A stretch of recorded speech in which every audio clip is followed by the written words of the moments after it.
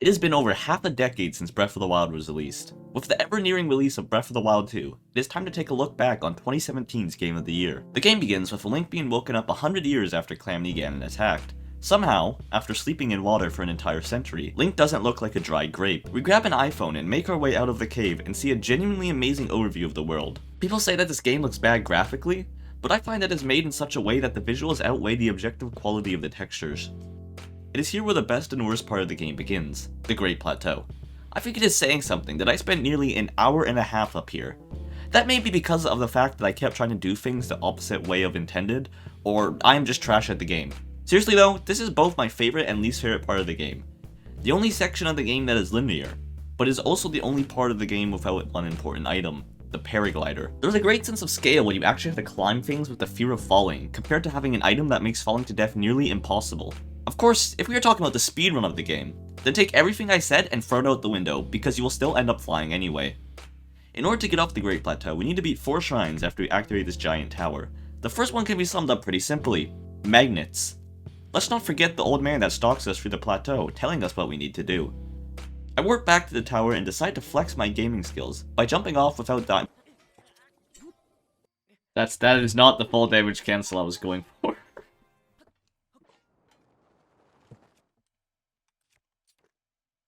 By jumping off without dying.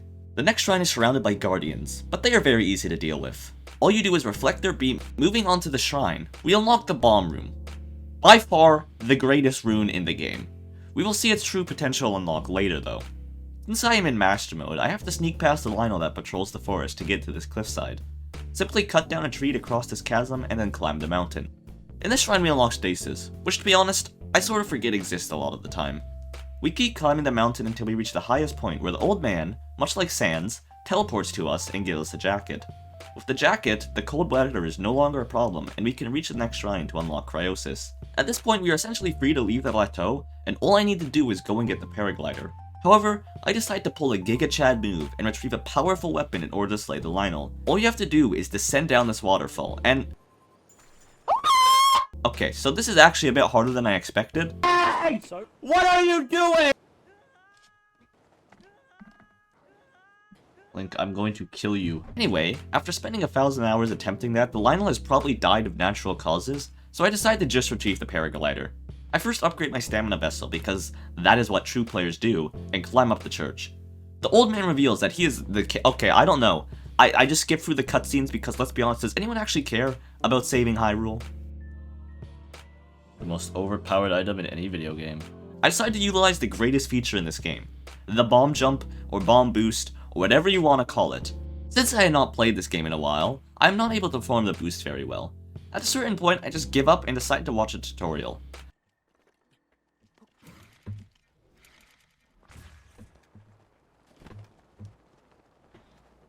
Okay, wow, it really is just that easy when you do it like that. And all it required was for me to turn my camera slightly and hold my shield out.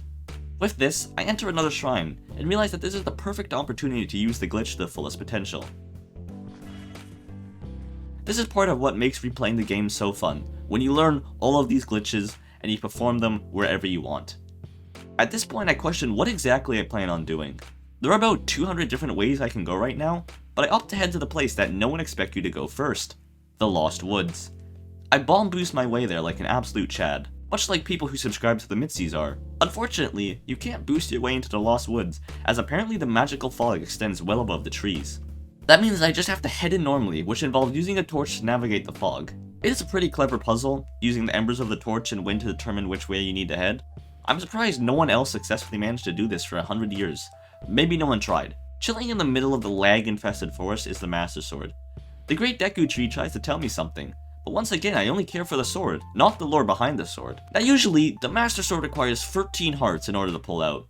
However, there is actually a secret way to get it at any point in the game, and all you have to do is sing a song. And a campfire. Let's gather around the campfire and sing our campfire song. Our CAMPFIROSONG song. I don't know why I sound like I'm about to cry, but I'm done singing this song. And there you go. With the Master Sword now ours, I decided that I might as well get the fully upgraded version. First I complete the shrine in the usual fashion and proceed to skew my shield. Basically, what this does is save the position you bumped your shield in the next time you seal jump. This will be helpful in the trial. The only way to lose it is by landing on your shield. Usually, you need to go through 3 genuinely challenging trials, which take away all your equipment. Considering I have 3 hearts, no food, and no actual skills in this game, it would take me years to beat it normally. Fortunately, I just shield jump and clip out of bounds. I think about 90% of what I recorded was me attempting to perform this glitch. Not because I struggled to clip out, but because of what came next. You need to run over to the specific box over here and clip in. This alone can be annoying, but it's not too bad. Then you need to kill this Hinox.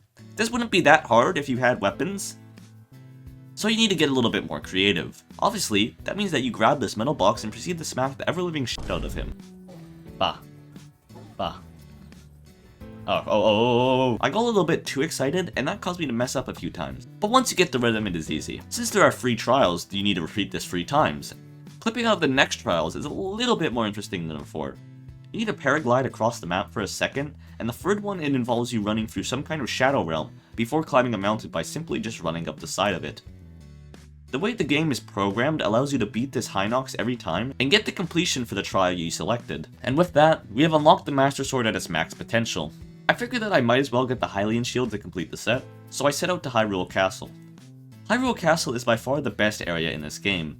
It has a great sense of scale and an incredible soundtrack, while also being a pretty scary place to navigate, regardless of what point in the game you are at. You can head here early for great rewards, there are a variety of pathways you can take to reach the top, and the more progression in the game unlocks more ways to get through. Considering all I have is the Master Sword, I decided to take the stealth approach and sneak in through the back. There is also a shrine here that gives a nice fast travel to the castle. I spent around 30 minutes trying to remember exactly how to get the shield, because I can never remember the fastest way to get there. I actually get to use a minecart, which I never really do in the main game, so that's pretty swell. I speedrun my way through this prison area because everything kills me in one hit, and reach the Stalnox guarding the shield. I honestly find these guys easier than the normal Hinoxes due to the fact that their eyeballs just pop out of their head, though it can be annoying to hit. Defeating it grants us the Hylian shield, and a complete lack of idea on what to do next. I thought about getting the Bow of Light to truly complete the set, but there is a minor problem. For starters, you are not supposed to be able to get the Bow of Light outside the final boss. Second, the methods to get the Bow of Light are a little bit complicated.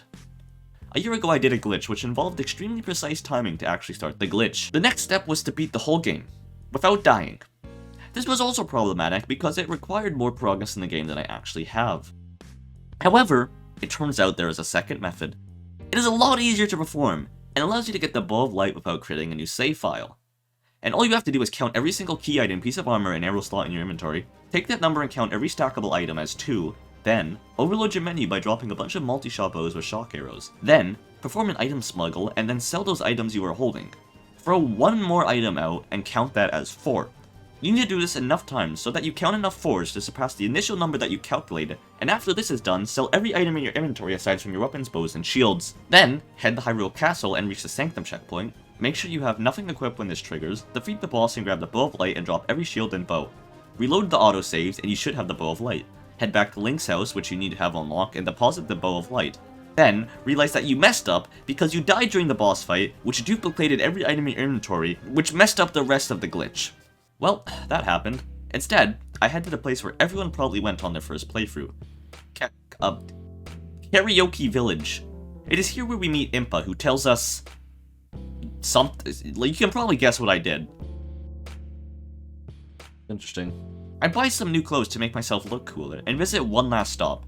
This piece of he steals my Korok seeds, but makes my inventory bigger. Finally, I take a look of the journey ahead of me, which would probably be a lot more interesting if I never learned how to fly. One of the greatest parts of Breath of the Wild is the fact that the game is completely broken.